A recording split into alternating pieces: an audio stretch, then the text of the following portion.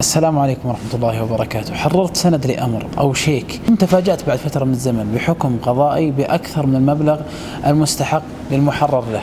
يعني باختصار حررت مليون ريال كأداة ضمان، ثم جاك بعد فترة قال لك الشيك ضاع، ورقة ضاعت، حرر لي ورقة أخرى، ثم حررت له ورقة أخرى ب500 ألف ريال والمستحق 200 أو 300 أو 400 ألف ريال.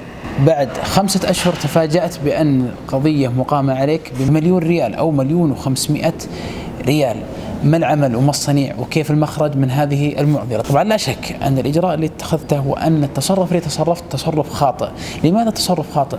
ليس من الصحيح أنك تحرر لأي شخص ورقة ذات طابع تنفيذي أو ورقة من الأوراق التجارية التي لها طابع التنفيذ، حتى الإقرار العادي على الورقة العادية، لأنه ليس من المنطقي أن تحرر لأي شخص ورقة تجارية لها طابع التنفيذ ويمكن أن تنفذ يوما ما بأكثر من المبلغ المستحق له، وحينها إذا تكون أنت المقصر حينما حررت تلك الورقة. كذلك من ضمن الأشياء التي تكون والتي تكثر وهي من المخالفات النظامية تحرير الشيك كأداة ضمان، والشيك أداة وفاء وليس أداة ضمان. ما معنى ذلك؟ هي عبارة عن ورقة تجارية المراد منها أن الشخص الذي يقبض الشيك يتم استلامه للمبلغ المحرر في الشيك مباشرة، وليس كضمان يستلم بعد شهر أو شهرين أو 3 أو أكثر. الخلاصة إذن هذا التصرف هو تصرف خاطئ، بل قد يكون مخالفة نظامية كما يكون في التصرفات التي تكون مع الشيكات حينما تحرر كأداة ضمان وليس كأداة وفاء. لكن ما المخرج حينما تقع هذه المعضلة؟ المخرج أن تقيم دعوة قضائية مسمى هذه الدعوة استرداد لتلك السندات المحررة،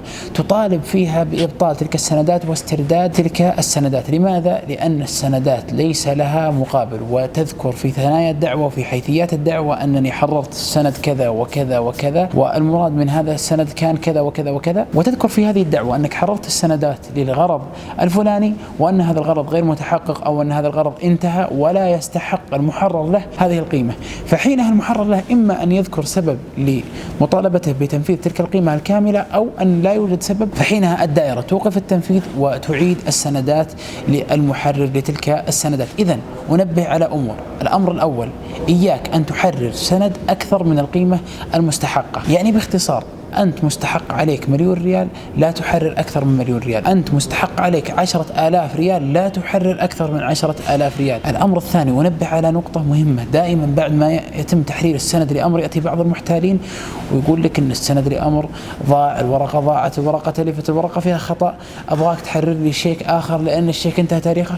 إياك أن تعيد أي ورقة لها طابع التنفيذ، سند لأمر أو كمبيالة أو شيك، إلا في حالة واحدة، إذا تيقنت أن تلك الورقة بحوزتك واسترجعتها، حينها بإمكانك أن تحرر ورقة بديلة. أحيانا قد تكون في مكتب فيحرر سند لأمر، ثم بعد كتابة السند لأمر بعد التوقيع يأخذ السند لأمر يظهر أنه أتلف تلك الورقة وأن الورقة ورقة فاسدة أو فيها إشكال نظامي أو فيها خطأ مطبعي، ويطلبك أن توقع على ورقة أخرى، وأنت بحسن نية توقع على الورقة الأخرى وهو قد احتفظ بالورقة الأولى ولم يتلفها وإنما أظهر إتلاف تلك الورقة. فإياك ثم إياك أن تحرر أي ورقة أخرى حتى تتحقق إما من إتلاف الورقة الماضية أو استلام تلك الورقة القديمة. الأمر الثالث أنبه عليه كذلك، إياك أن تكتب على بياض. الكثير بعد ما يكتب على البياض وبعد ما تقع المصيبة وبعد ما تقام الدعوة يأتيك ويقول كتبت على بياض، ويبدأ يطالب الدوائر القضائية ويبدأ يتشنج على الدوائر القضائية ويلقي اللائمة على ناظر القضية.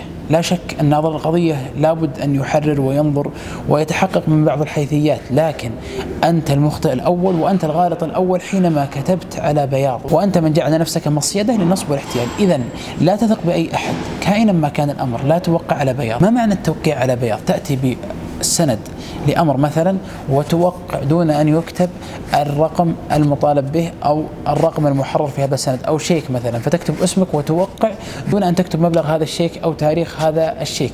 فإياك أن تكتب على بياض. كذلك من الأمور المهمة والتي أنبه عليها أن تعلم أن هذه الأوراق أوراق فيها خطورة كبيرة وبالغة، وما تستخدم إلا في الأمور المنبغي استخدامها لها، يعني في بعض البيعات، في الأمور المؤجلة، في الأمور الكبيرة ونحو ذلك. أما أن يكون كل بيع بيعة وكل شرية وكل تعامل تستخدم فيه سند لأمر وشيك ونحو ذلك وتتساهل في هذا، فهذا مما لا ينبغي. بل من العجائب أن البعض حينما نطالب بالأتعاب يتساهل في هذا الأمر أشد التساهل، يقول لك أنا مستعد أحرر لك شيك، بعطيك شيك وصرفه بكرة بعد بكرة. ليس الإشكال في قبضي للشيك وأني أحاول أن أخذ المبلغ المستحق لي بهذا الشيك، لكن الغريب في تساهل هؤلاء الناس وتسمحهم في توقيع تلك الشيكات وتحرير تلك الشيكات. الأمر الخامس الذي أنبه له: لا تستخدم الشيك كأداة ضمان. الشيك هو أداة وفاء، إذا أردت الضمان فاستخدم السند لأمر. ما معنى أداة الوفاء وأداة الضمان؟ أداة الوفاء هي ورقة تستخدم للوفاء وللاستيفاء في نفس الوقت. يعني لما أكتب لك شيك ب50,000 ريال ما يصلح أن يكون هذا الشيك ضمان استحقه بعد سنة ولا شهرين ولا ثلاثة. معنى هذا الشيك الذي فيه مكتوب 50,000 ريال كأنه مبلغ نقدي 50,000 ريال، يعني معناه أني لو رحت للبنك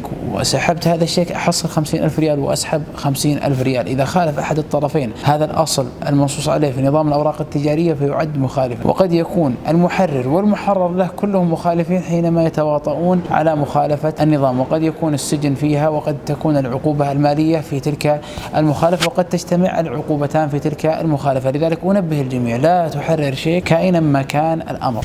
هذا معنى أداة الوفاء. أما أداة الضمان فهي الورقة التي قد تستخدم للضمان، والمراد بالضمان أنك تحرر هذه الورقة للمحرر له. يعني أحرر أنا إبراهيم المهيزع مثلا سند لأمر لمحمد، بحيث أن إذا استحقت المبالغ وما سددت محمد حقوقه فإن محمد يستطيع أن ينفذ هذا السند عند محكمة التنفيذ. إذن فرق كبير بين أداة الضمان وأداة الوفاء، وعليه فلا يجوز نظاما استخدام الشيك كأداة ضمان حتى لا يتم مخالفة النظام وحتى لا تتعرض للعقوبة. قد ذكرت جملة من أهم الأمور التي ينبغي التنبه لها حينما تحرر أي سند لأمر. كذلك هناك جملة من الأمور التي ينبه لها المحرر له، لأن المحرر له كذلك قد يكون ضحية نصب واحتيال من المحرر لتلك الشيكات.